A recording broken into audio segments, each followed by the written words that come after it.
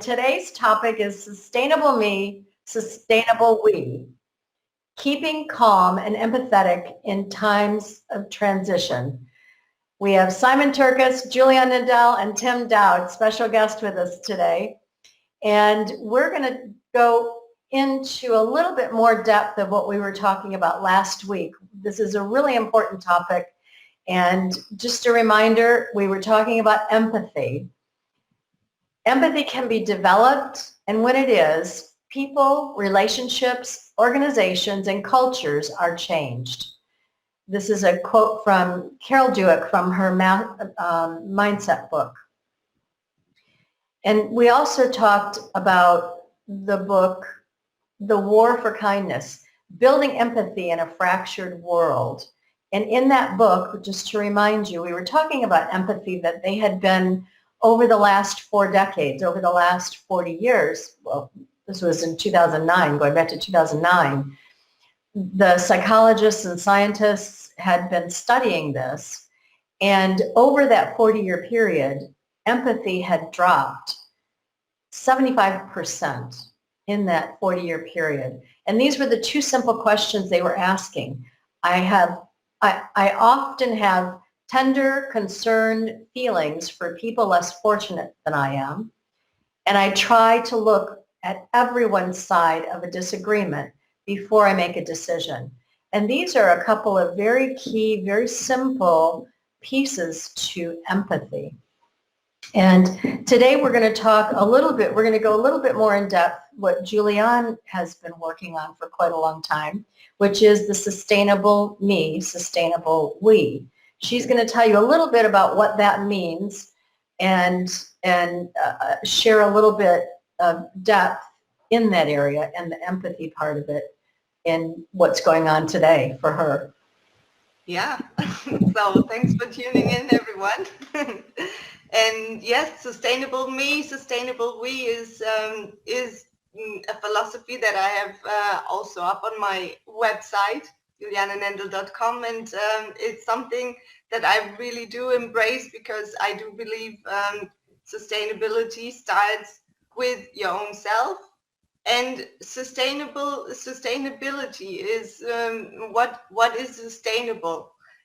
How can an individual actually be better and look for better solutions to go forward empathetically in the future, and how can I myself make that happen for myself. So to be more sustainable, I need to work on my own attitude, keeping calm in situations that are maybe challenging, moments of transition, changes that are sometimes really striking maybe, and work on becoming better. How can I embrace maybe learning new skills and all those sorts of things that then cause the ripple effect of being more empathetic maybe, and give better to the world, give and share better for the whole, and not only looking maybe only bettering myself, or only using this sustainable me for selfish reasons. Sustainable is something that is for the whole, for everyone, and to share and to become better, but collectively. So we invited today Tim, and I'm really happy. Thank you that you made it to the show. Tim and Christine, his wife, and we've been doing for a while, since half a year, I think it is already, a balcony banter every Wednesday. We do a YouTube live on his show, and Living with MS in Tenerife, where we eagerly discuss also topics, and he, Tim and his wife, they are, for me, in my opinion, very sustainable me, sustainable we. I'm just going to give my own opinion about it, because I think that Tim and his wife, they have managed to actually be comfortable with the situation that is quite uncomfortable, but becoming more comfortable with that situation and accepting a challenging situation they found themselves in. They were able to find maybe more relaxed way of living in the present, and from that they ripple off and sharing it with other people. They have a lot of followers and a lot of friends already on YouTube, who built a very big community, and I think this is a great example what you are doing of sharing empathy. So Tim, can you talk a little bit about how your transition was of becoming more comfortable in an uncomfortable situation? And do you also maybe see it like I just described it? I don't know. I think we show that to the outside world, but we're not perfect. Yeah. So the transition's still going on, but we realize now that it's not the person, it's the situation. So if something happens, we don't go like a lot of married couples might. They blame the person instead of the situation.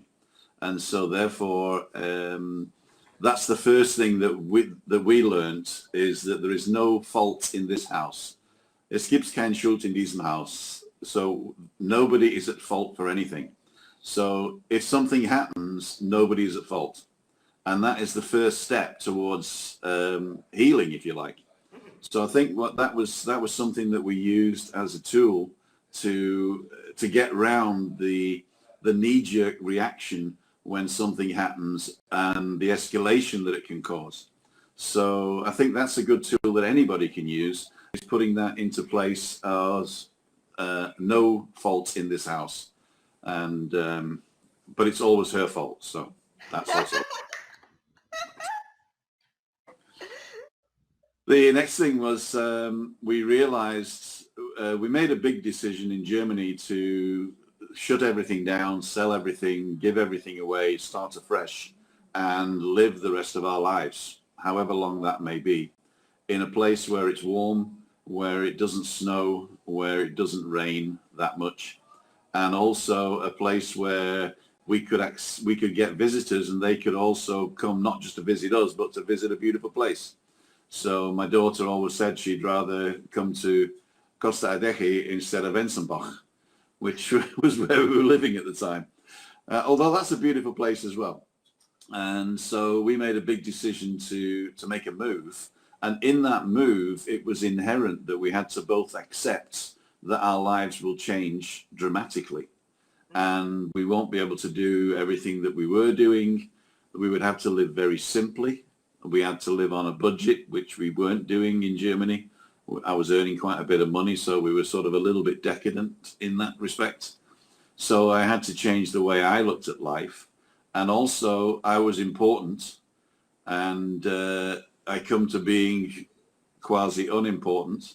And that was a change for me as well. Although now looking back, this is more important than what I was doing then. So it's as Juliani said, it's an acceptance thing.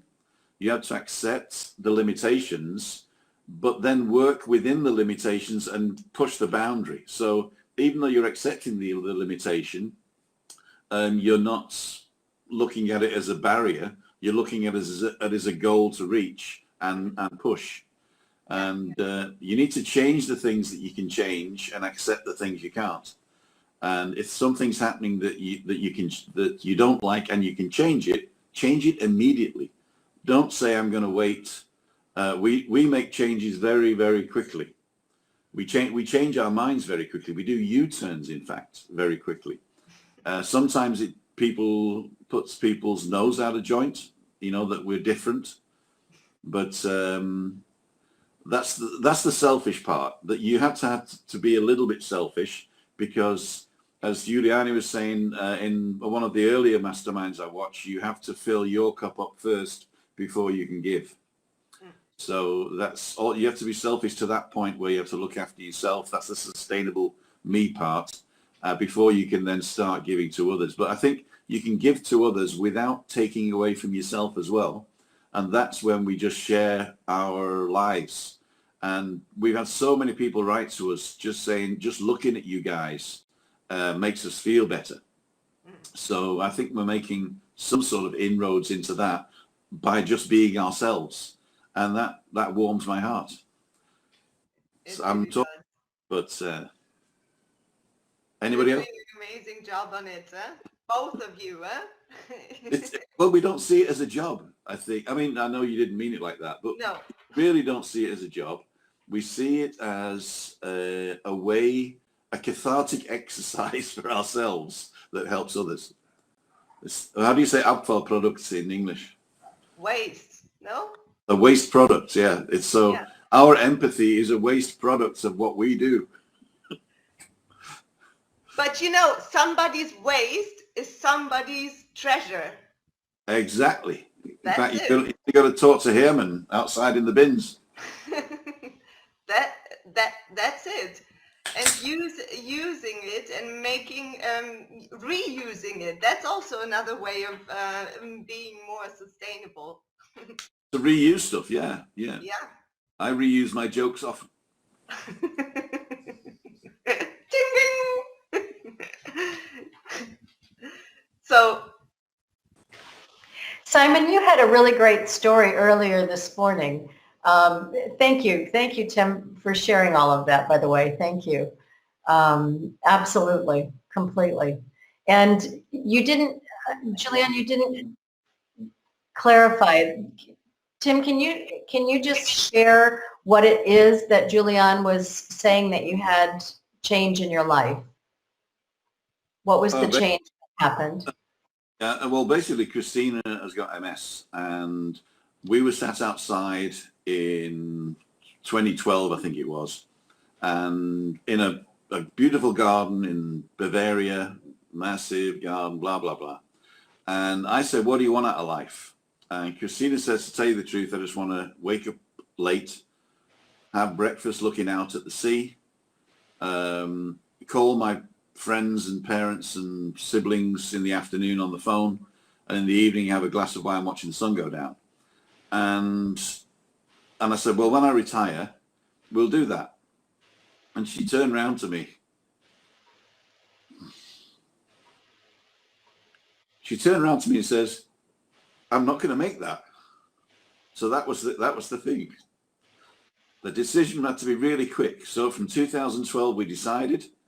We came over to Tenerife because we thought that European inland, the only place really which is sunny all year was the Canary Islands. So we came to Tenerife, fell in love with the Costa Adeje, La Caleta area, Playa San Juan, and we'd never been here actually, but we eventually came here. So that was the shock really, that we were always planning for the future, and Christina says we're not going to make it, you know.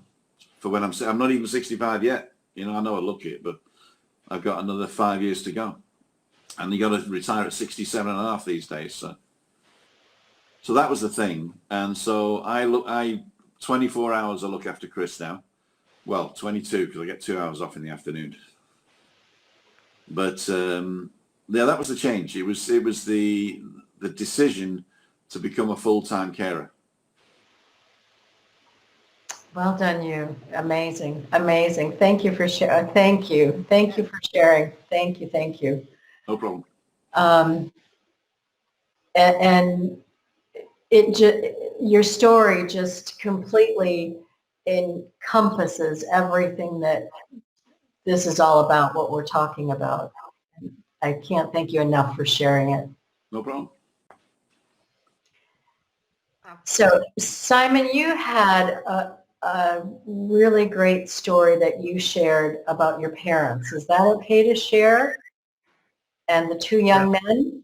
Is that okay to share? Because, I mean, this again goes right down that road into this empathy and putting yourself in the other person's shoes and having this just different, genuine understanding and care for others. Can you share your story about that? Yeah, sure. Just first of all, thank you for sharing that story, Tim. That's really touching, and I think you definitely made the wise decision to move over to the Canaries because it's a beautiful place where you're living.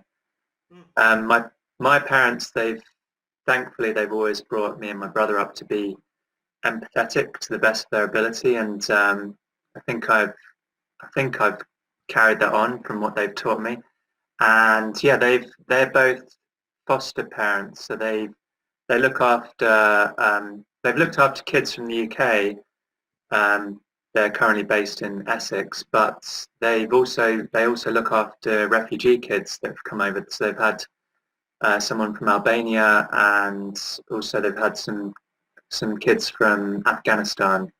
And I think one of the boys they've got at the moment is from Iran, and they've also got a boy from Afghanistan as well. And all the refugee kids they've had have been boys, and they've all come over. They've had really some very harrowing stories they've told us, such as losing their family members and being in terrible situations in their home countries, and then having to travel on the backs of lorries or that kind of thing to get to the UK, and then turning up with pretty much nothing, just the clothes on their back. And then luckily these kids are put with foster parents, and my parents have been looking after some of them for several years at a time, and they grow to really care about these kids that are looking after them and treat them pretty much as their own sons. And yeah, I've talked to these boys, and they're not always able to communicate completely because their English is a bit broken sometimes, but it's really great to see them progressing through life because they get sent to local schools, and they tell some really tough stories, but I can tell they're generally, well, the ones that I've met that they've looked after, they're really good people. And I think it really shows as well when you get to talk to these boys that have come from such difficult situations. And of course, it would be the same if it was girls. They're that we shouldn't demonize refugees. It's terrible how the media and some of the politicians at the moment demonize refugees and make the general population fear them and think we shouldn't help them, we should close our borders, because some of these people grow up to do amazing things. Like, for example, the vaccines that we've got at the moment, they've been developed by Turkish refugees that went to live in Germany. So it just shows like these people have amazing talent, and it's wasted if we just try and shut our borders and keep them out and keep them in. I mean, ideally, of course, we would also be helping these countries which have these bad situations that often have been created by the West. And another thing that's going on at the moment that's really sad is that I think, as far as I know, I think the government in the UK are now saying that we're going to cut development aid to these countries, which is going to make the situation even worse, which is going to mean more people want to escape because obviously they'll have an even worse life living in these places. So it's self-defeating doing this. But going back to the first point, I think that we should definitely be empathetic to people around the world who have suffering terrible things, and we shouldn't just shut our eyes to these problems. And also we should treat the people that come here not as some burden, but integrate them into society because they can achieve amazing things. Often refugee kids, they're some of the hardest working because they know how they know that they've been through such tough situations, and they need to work doubly hard to make their way in society. So we don't want to waste this talent they've got by just demonizing them. Yeah, so Pull it out and help enhance it for sure. yeah. How long have they been with your parents? One of them came only a couple of months ago. The boy, I think, think he's from Iran, and then the other boy from Afghanistan. I think he's been for about, I think it's about a year and a half now. And they had another boy prior to that from Afghanistan who's now gone on to live in London, and he's going to college there, which is great. And there was the boy before that from Albania. He went on to go to college in another city as well. So it's a huge help what they're doing, and I commend not just my parents, but all foster parents who are looking after kids in this situation, and not just refugees either. Like some of the other kids they looked after from the UK come from some of the poorest places in the local area, and they have really tough lives, some of them. Yeah, so I think, and they've given these young kids a chance, an opportunity at life, and they're grasping it, and they're doing something really, really good for it. Having this guidance from your parents that, you know, they are stepping into their shoes. They're getting inside of them to help pull out the best of them and help grow everything for them. one thing I like, because I didn't know too much about Afghanistan apart from like stuff about wars and all the bad things that they say in the media, but the more I've looked into Afghanistan and watched some programs about it and YouTube videos and talked to these kids, it's an amazing country, and there's an amazing population of people there, and the culture there is incredible, and the landscapes and the architecture. And just one story that one of the boys has told me is how, and this is something he misses actually from Afghanistan, is how in his culture, he was saying that in the village he grew up in, that often people of all different generations, young down up to old, they'd all get together and they'd sit around a table and drink cups of tea together and have nice conversations. And he said he just doesn't see that so much in the UK. Like each generation sticks them to their own generation, and often there's a big divide. And I think this is definitely true now. Unfortunately, there's a big divide between younger generations and older generations, and there's kind of a mistrust almost between the generations, which is that lack of empathy which you were talking about before that's happened. And we need to somehow rekindle that empathy and trust between generations and between different groups of people. So I think that's a lesson that we could learn from Afghanistan, for example. Yeah. Absolutely. And some of the, you know, Julianne and Simon, the three of us talked about this age goal, and you know, my age goal is 125. I know it's possible. My grandparents lived to 101, 102. Great grandparents lived to 101, 102. They lived off the land. James' father lived into his 90s. That was after having a heart attack in his 60s. So all of these things are very possible. But they call them the blue zones. I don't know what those other names and terms they used to call them. But places like Okinawa, Japan, and I think maybe Fiji, there's a new place that they're kind of building and creating in California.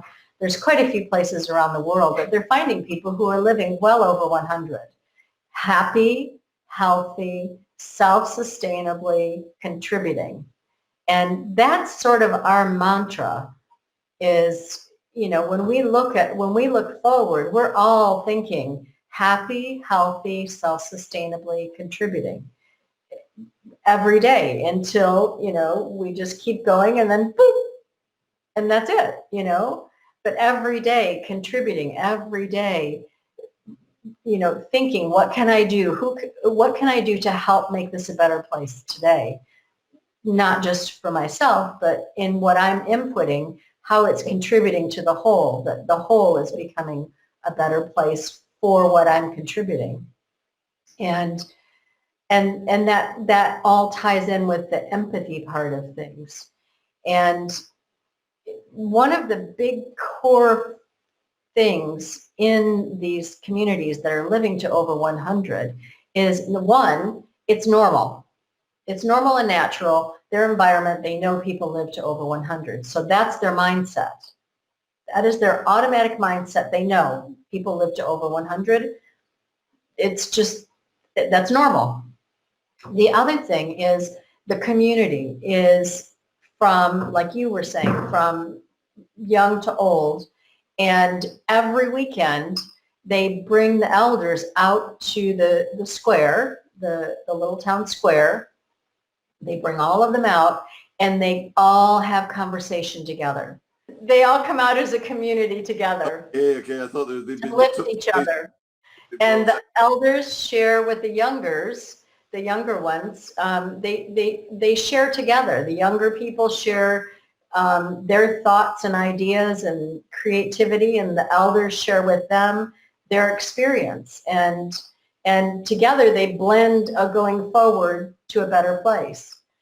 Don't forget, the in the past, that used to happen in Britain as well. I mean, the poor It happens everywhere. yeah, but the poor people couldn't afford their house, and the rich people had a big house, so everybody stayed at home, you know, or at least the country house. So the family unit was extended. And what's happened now is the culture has changed to become compartmentalized. Is that the word? Mm-hmm. Mm-hmm. And you've compartmentalized people. You've made them work too hard, because the culture, I think, in Britain now is if you're not working 60 hours a week, you're not good enough. And in America as well, I worked in America 5 years, and they say, how many hours a week do you work? I say 35. And they say, well, if you're not working 60 hours, you're not good enough. I said, if it's 60 hours, it's either a job for two people or you're useless, you know. And they didn't like that. But because you have to have time for family and culture. You can't just go and work and work and work and then expect The blended life, absolutely. Blended life. But I think it's us doing it. It's not the government doing it. It's not. I think No. we're giving ourselves goals. I mean, your goal to live to 125. I don't want for another 60 years. No, thank you. I'm quite happy for another 5. Yeah, it's individual. It's the competition that we set in our own heads is one of the big issues, that we're competing with someone else to be. I'm not enough to be unless I'm like that person, and that's not at all. That's not it at all. It's individual. Not everybody wants to live to 100 or 125. That's okay. That's all right. And I'm interested in it because I have so much to do yet and so much to give. And, you know, I'm that, and if you don't ever go there, you don't go there, you know. If I ever lived long, then I'd like to just watch to see what happens next. I think that's the thing. I don't want to die because I want to know what happens next. Okay, good. Yeah. Even what you're saying earlier, Laurie, about the blue zones.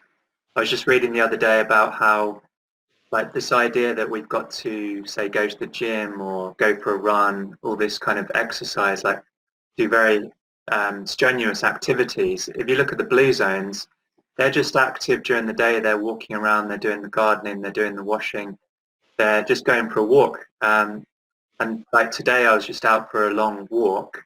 I saw a lot of people running, which I was into for a while, but they didn't really look that happy, and they looked a bit, they were struggling, some of them, and I think they were kind of forcing themselves because I think that's what I've got to do. I've got to be in this competition all the time, whereas it's nice just to go for a long walk, I find now, to be honest.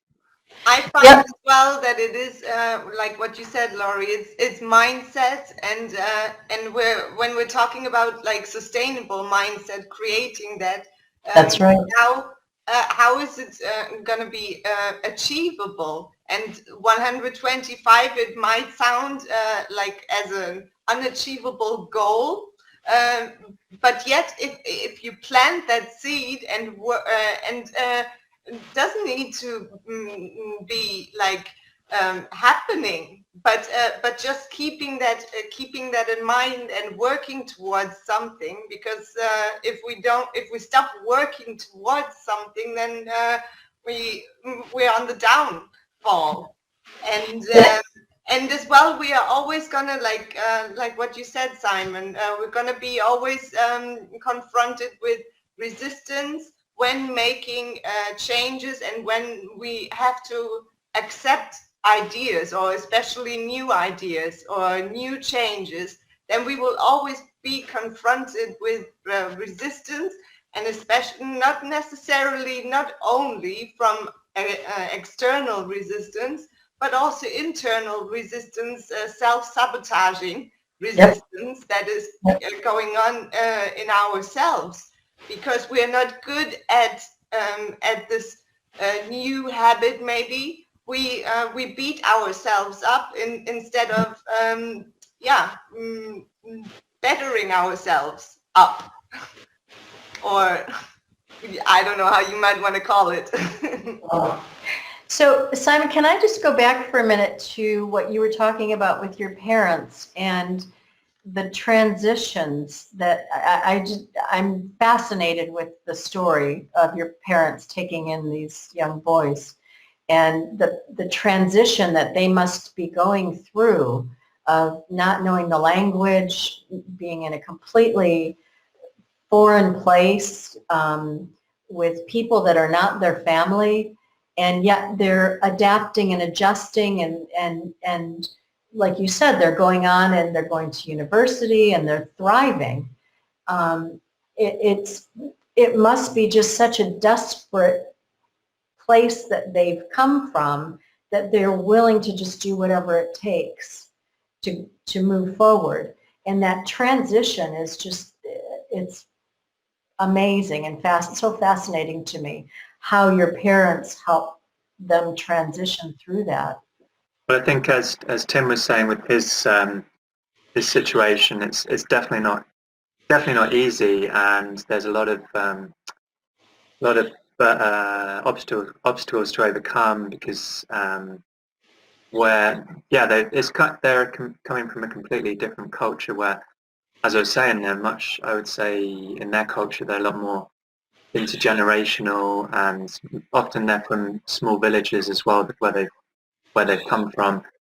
Whereas when they come and stay with my parents, they've got to learn the language, and there's all this new technology as well, which can be a benefit, but it also can be a bit of a hindrance, because then they see like other kids with the iPhones and all this kind of stuff and the latest clothing, and they get sucked into that trap that they want that as well, which is it's a shame, because I think where they come from, they're much more into outdoor activities and just being active all the time. And then it can be, luckily a few of them, they've kept up with that. They really enjoy football or fitness or running or the gym or that kind of thing.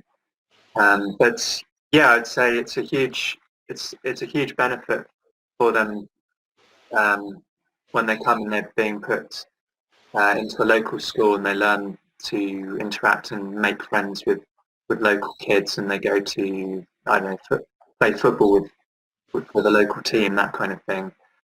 But yeah, overall it's very tough when you hear their stories and what because it's not just that they're coming to England because generally speaking, it's not because they're coming to England because they see they're going to get everything handed them on a plate. That's what the media kind of says. They're actually just being pushed from their country because the situation's so bad. They don't want to leave.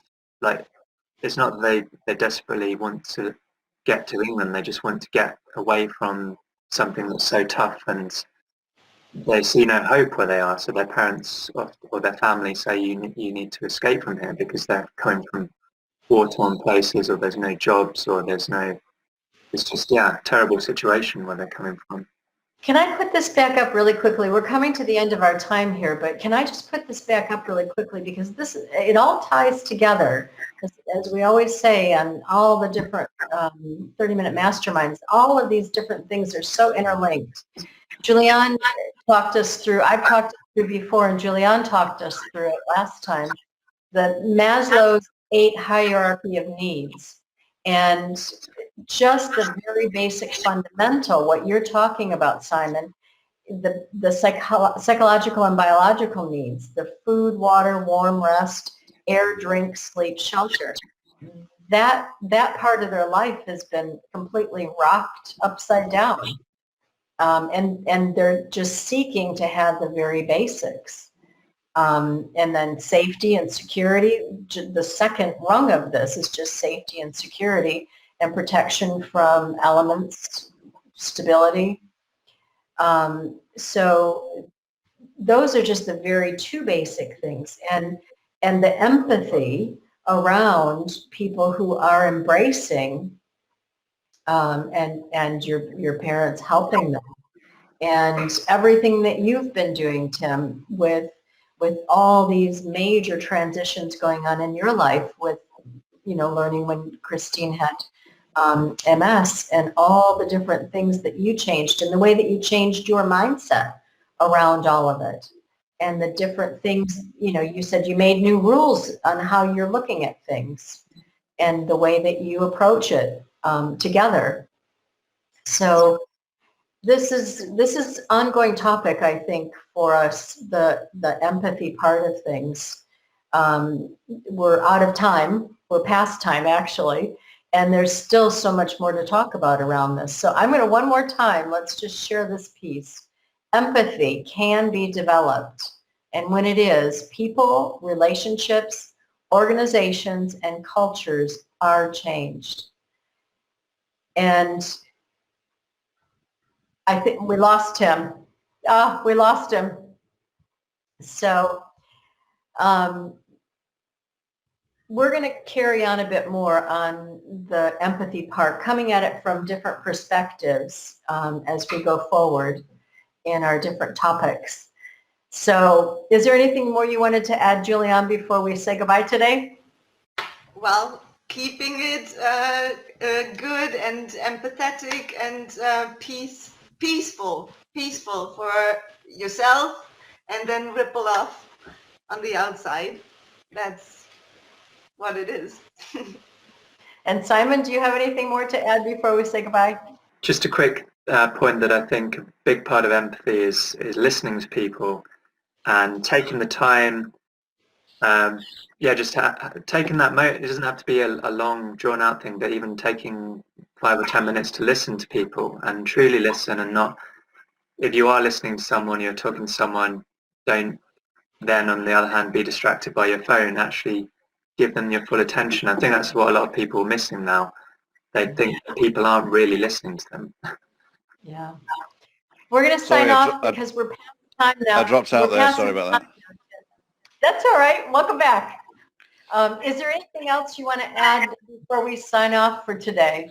I just want to thank all three of you for all what you're doing. I hope that these messages that you're giving out, the positivity and the discussions that you go through, reach a wider audience. And if there's anything I can do to help that, then just let me know. We do try and publish this every Balcony Banter that Julianne is involved in this. But if you want to come on to Balcony Banter as a guest, you're very welcome.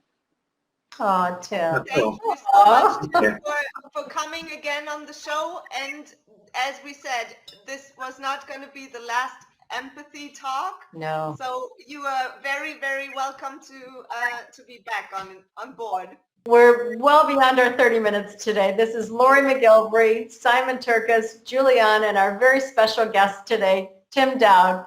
Thank you so much. And Living with MS in Tenerife. Shall I play you out with some music? Absolutely. Yes. Thank you. Vamos a la playa.